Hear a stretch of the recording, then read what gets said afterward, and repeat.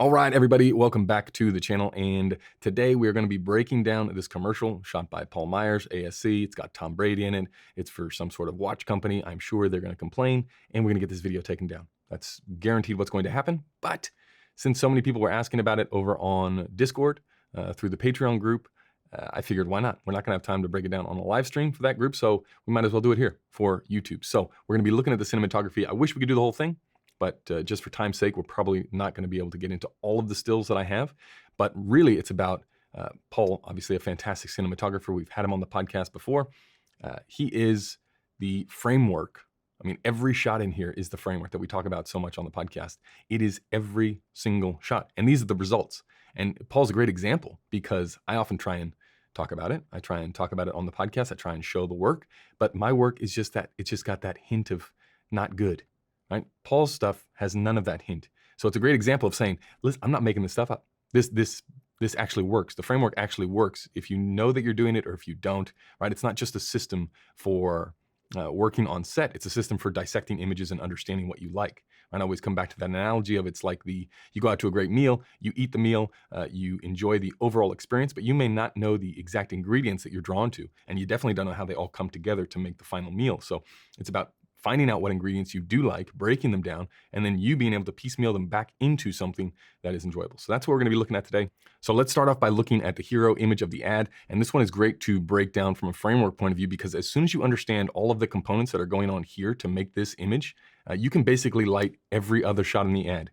And it always comes up looking like this. It's just then about on a shot-to-shot basis, which we'll talk about. It's about judging the contrast, judging where the wrap is coming from, judging where the key is coming from, how much neg is going to play, how many sources are we going to have. But as soon as you understand the core components of how to light a face, especially in this way, which is really the framework ideology at play here, you're going to understand how to do all of these things. So it'll become more repetitive as we go. The difference is, and why some people are really good at and some people aren't, is there's a big, huge difference between knowing the components that go into this and actually being able to reproduce it on the day with the sets, with the crew, with the time, with the schedules, all of those things. There's a big difference between knowing how to do it. I mean, I know how to do it. I can't make the stuff look like this though, right? There's a reason that Paul is as successful as he is. It takes practice, it takes dedication, and then you learn how to do it, and then you make it better. And every single job, you're building on those skills. So let's take a look at exactly what is going on here. Veterans of the framework will know. Sun, just out of shot, right? That's what's lighting this scene. Then the key is coming from upstage, which means this key light is between Tom and the background, right? That's upstage. That's what we're looking for from a key light. And what does that create? Well, if you have your key over here pointing this way, you get this little tiny area of shadow on the face, right? And the more that we can create contrast, the more that we can control the contrast, the better the overall image is going to look. So what we want to do is, the sun's over here, we're going to bounce some light back in here, or you can use an actual light, but for this purpose, let's say that Paul is using bounced light, right? We don't want the sun in the shot, because the sun in the shot completely changes the background, right? Here, when we're shooting exterior stuff, you really want to you got to balance to what you cannot control, right? That's step number 3 in the framework. If you identify things that you can't control, then you have to work to that. Because we're going to set the stop on our lens through ND, through whatever we're going to do. We're going to do it to the background level that we want. Then we're going to bring up the key by bouncing back in the light, right? This is the sun wrap, as we call it, which is the opposite of the sun sandwich. So here we got the sun behind Tom. It's going to come down here. It's going to bounce, and we're going to place if this is an overhead diagram of the scene, here's the camera. It's pointing this way. Tom's here. He's looking out this way. And then the sun is back here, right? So upstage, anything that is past this line, right through Tom's head, is upstage, right? It can be anywhere on this axis. And that's going to create these shadows, which is what we want. Now, as you wrap the light around, you can still wrap what's going on here. You can still wrap from this side. So if the sun's here, you bounce off of this and it wraps around. You do not want to, it's not 1990 where you put the bounce over here and smush them back in with light from this way, because that gets rid of our beautiful shape here, right? We want the light to fall off here and create this little window of light. So not only is it directing people where to look, it's creating interest. You just want to be very measured when you are controlling contrast locally. And that's how you do it with the upstage lighting. It makes it significantly easier. Imagine if it was reversed and the sun was over here, right? It would look terrible. So now we've done the hard work. We've shown up, we've identified what we can't control, which is back here. We balance the camera to that. We've put the sun, we're on a schedule where the sun is just out of frame, but it's on this side of the building, so it's backlighting Tom, right? It's not over here and front lighting all these buildings in the background, because that's gonna look terrible. We're gonna create as much contrast as we can in the background, in the foreground, in the middle ground, everywhere. We wanna be able to control as much as we can. So nice dark buildings from the backlit. We're wrapping over here with some sort of bounce coming back towards Tom. Then in here, we don't want to make this all flat and gray and maybe it's the same level as his face. We don't want that.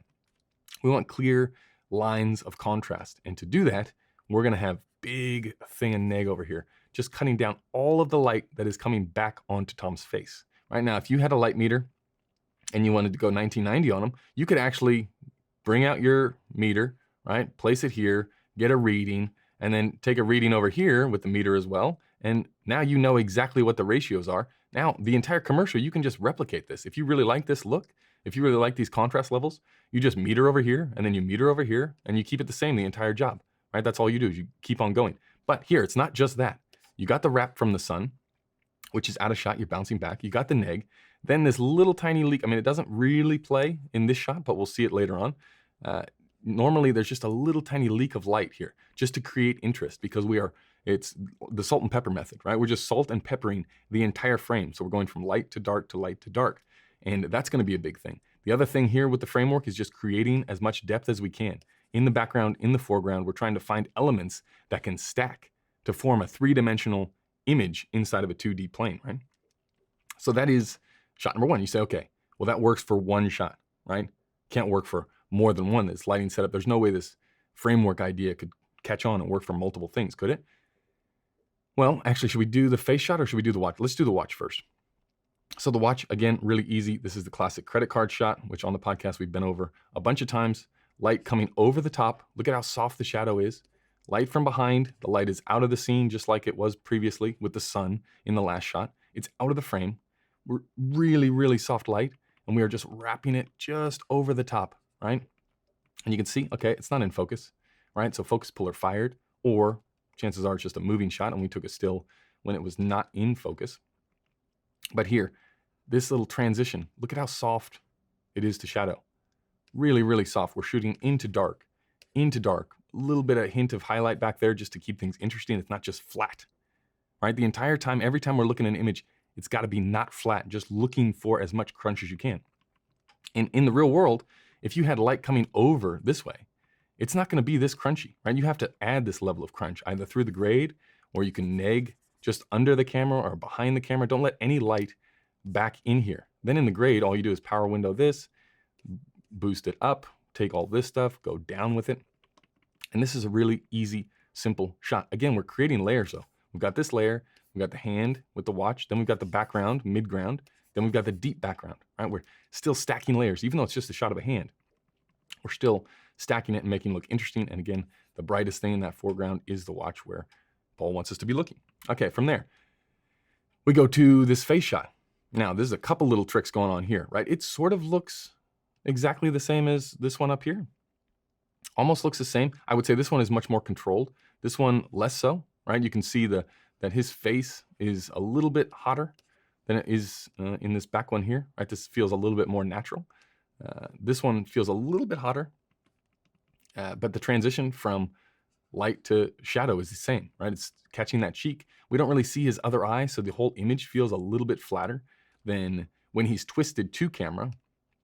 Feels a little bit more three-dimensional, right? We've got that wrap. That transition is a little bit softer, which makes it feel rounder, more, just more depth, basically.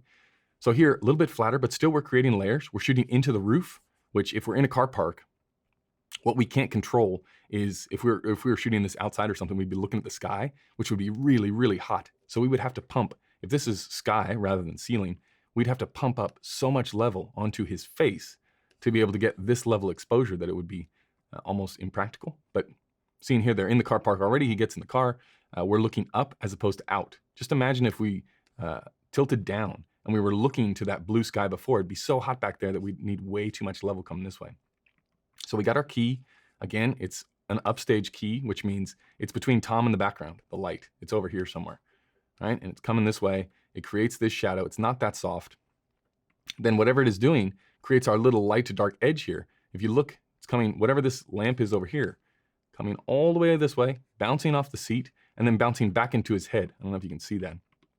That little tiny line there just helps create, even though it's really, really dark up here, just helps to create that little tiny edge of separation.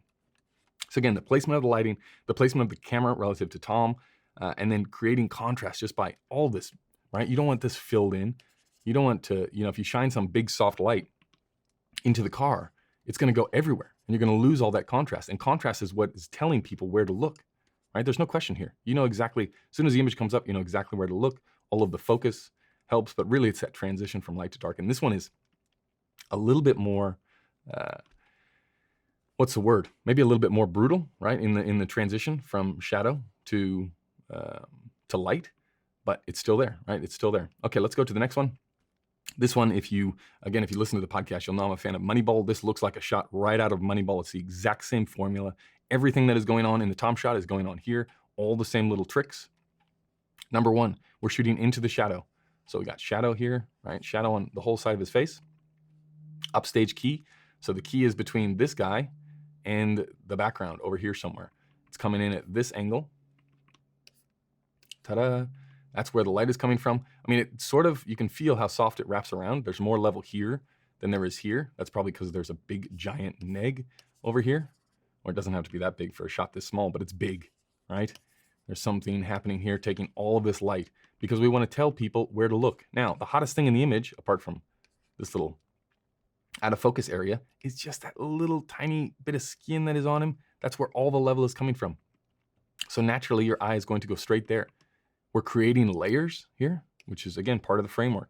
Creating layers by having this foreground element, then you have action, then you've got mid background, then you've got deep background, and then you've got the final layer, which is that sky area. So for this, the same thing that we would do at the parking lot. You have to come to this location, and you have to go, okay, on the location scout, well, we don't want the sun in the shot because if the sun is this way, all these seats are going to be lit up. And yes, he's going to be backlit, but it's going to be so bright, it's going to be hard to contend with. Let's make another choice. Let's have the sun way down here or way down here so that the sky is lit up, but no direct shadows are coming into the stadium. Then from there, we can create our own key, right? You can see it's not even really on him back here.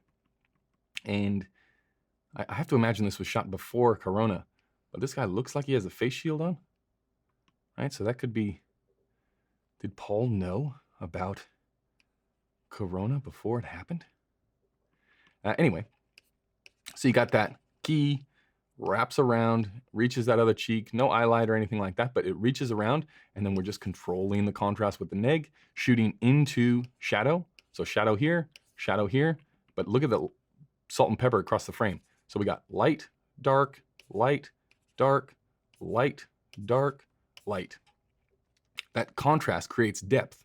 Then the composition inside of the frame creates depth as well, right? Stacking all these individuals, one layer, 2, 3, 4, 5. 5 different layers, and the super extreme shallow depth of field also helps. Okay, from there, let's go to the next one. Again, you can't say, oh, it's not going to work every single time. This framework idea of lighting upstage, controlling the contrast, and then using room tone, it's not going to work. Here it works again, right? Even though this time, very easily, he could be looking this way in the shot, but he's not. He's looking this side of the camera, and the light is coming from over here, so still upstage. And where's the brightest part of the image? This side of the face that we want to look at. What about Mom Brady? How come she's not lit up like a Christmas tree? It's not her ad. Nobody cares. Maybe she'll get her own ad one day, but not this one. So upstage key, shallow depth of field, super dark.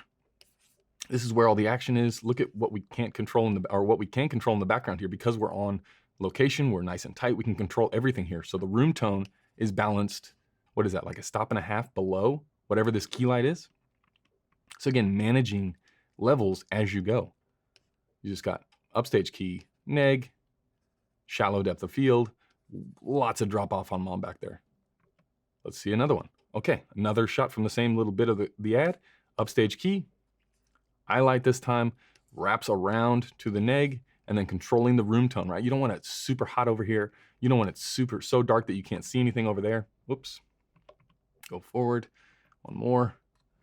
You don't want it super, super dark and black. You just want to control it. And you can do that through haze. You can control the contrast through haze. You can light it up like a stop, and then in the grade, just bring it down. It's really up to you, but notice the, again, dark, light, dark, light, dark. Right, again, peppering the image. Even this, where it could be, especially the tendency when you shoot very shallow, is everything becomes flat because you can't see anything back there because it's all just blobby. So to fight the flatness, you can do that by stacking the image with the things inside of the frame, or you can do it with the lighting, which is what salt and pepper will get you. Okay, from there, same thing. I mean, this is now upstage key. It's barely getting over there though, right? Just a little tiny hint. That little tiny hint is all you need.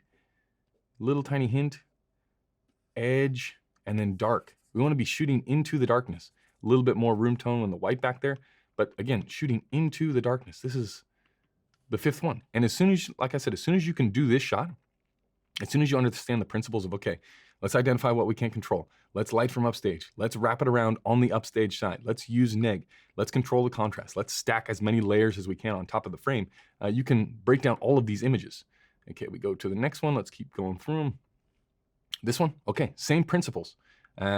Lighting from the frame over here, the window that we can't see. It's blocked by Tom's head here. We've got harsh light now, right? Now we're just using one light. Let's make it harder. Hard light is not a bad thing. And then the bounce is happening naturally from whatever is over here, not even movie proppy elements, because you don't really get any eye light or anything, right? If you had a 4x bounce here, you would get some sort of an eye light, but we don't have that. This is like gritty. We're going for the real world, sort of kind of not super attractive, but still nice, still frameworky. This is like step one, right? This is just upstage key and neg. And we're taking down everything that where we don't want to look. And this is the same principles as the Tom Brady shot. We can't see the window where we're lighting, whereas in the Tom Brady shot, we couldn't see the sun. We can't see the source itself.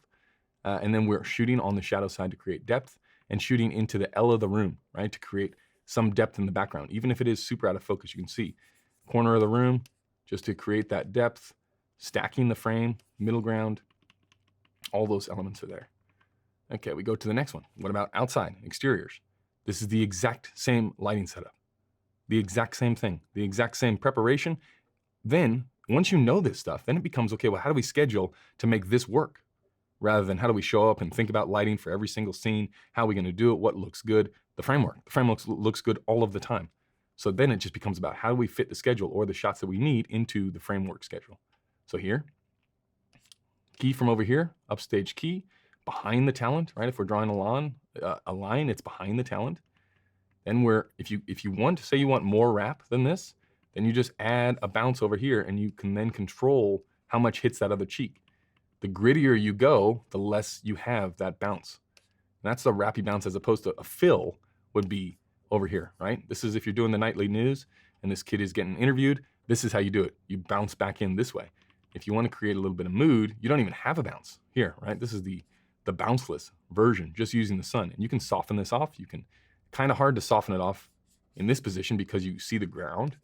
So you would see the softness. So here it's just about waiting for the right time of day when you don't get any harsh shadows on the ground. And then you got an interesting looking image, right? You're controlling, again, when you're outside, you're really only worried about identifying what you can't control inside of the frame. And inside of this frame, you can't control how hot the background is, right? You can't dim down the sky. So then you have to balance the camera to what you can't control. So here it's the sky. You get the level that you want on the sky, however you do that, through ND or through bringing down the aperture or something like that. As soon as you get it there, then you can come back here in your on-set workflow. You can come back and say, okay, now knowing where the sky is, how much do we need to get in here?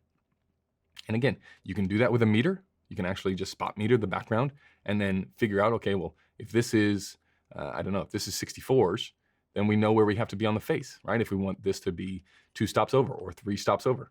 Or you just do it with the monitor. If you're there on the day, you stop down to what looks good back here, and then you just fill in until, or add light for the key until it looks nice. Then over here, just neg. Darkness, darkness. Think about salt and pepper in the frame every single time. That creates the interest. Here, a wide shot, same principles on the wide, exact same principles. Peppering the frame, creating depth, lighting from upstage, really harsh contrast. So we've got sun, not in the frame, right? Just out of the shot, coming this way, giving us our little side light there, too big to soften off. We can see the ground just to create some interest. This little line here, I'm gonna guess, now I don't know, but I'm gonna guess that that line is not real. That's not a building or something. This is probably just like a 20 by, if it's not a 20 by 20, something big over here, just a solid neg to create interest. Because just imagine if the grass was all the same color, it would not be an interesting shot, right? It would just blah. It just sort of feels much flatter than it is. And again, shooting exteriors is easy. Get the sky where you want it, and then that's it. If you want more contrast here, put up a big neg over here. I mean, the amount that you can control the contrast really depends on how wide the shot is. The wider you go, the more complicated the shot becomes. Nothing changes with the framework, right? Again, if you come back to this shot of Tom, as long as you can do this shot, you can do everything in the ad, or you understand how to do everything in the ad. Now, actually doing it is a different story. Okay, let's look at a few more examples here. I think we got 2 more. This is inside of the house, so same as we saw those close-ups before. Blue TV, hello blue. And then what is going on with this? Practical looks good, this practical looks good, and this one is hot.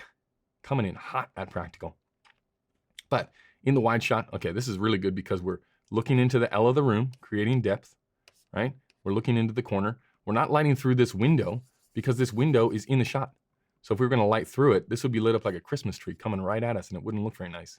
So we're gonna light from inside. We're gonna use shears, cover up the outside. We're shooting into backlight outside. See how it's dark out there? It's not front lit from the sun, so it's really bright, so we have to compete with it. We want everything nice and down. We got 3 practicals on in the house, plus the TV. The Brady family doesn't care about electricity. Then we're up here.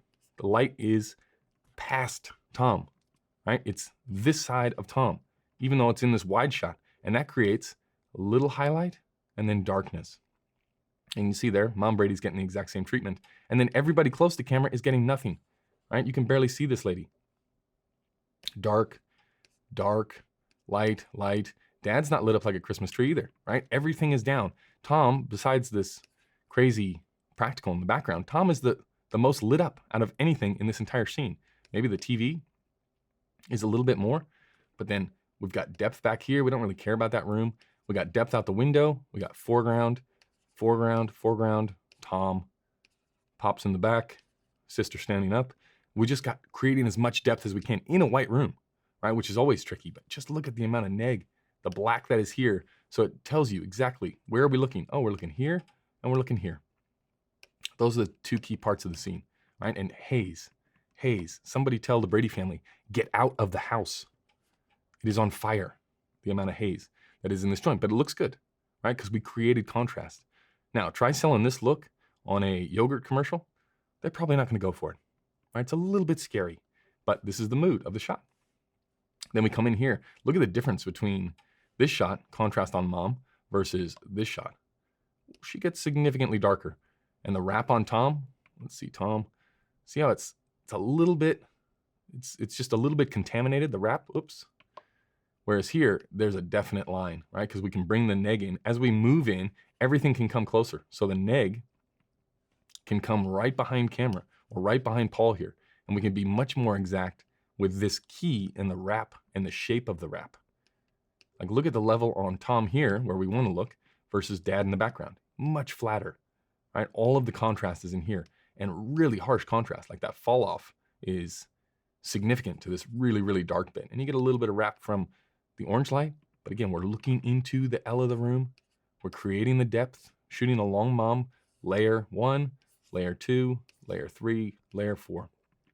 Salt and pepper across the whole frame, light to dark to light to dark, light, dark, light, light, dark, light, stacking that interest. So that's it. Really quick look at the framework. I mean, I will leave the ad in the description. Go and check it out if you haven't seen it. I'm sure a lot of people have seen it. It's a big commercial, but an interesting look and something, if you go through all of Paul's work, it looks like this, which to say is really, really good. And there's a reason behind it. And once you understand all the ingredients that go into it, you too can at least in your mind know how to get it done. Now doing that on set on the day is a little bit of a different story, but hopefully it helps. And if you like it, let me know and I'll try and do more of these until the channel gets destroyed. Okay, that's it.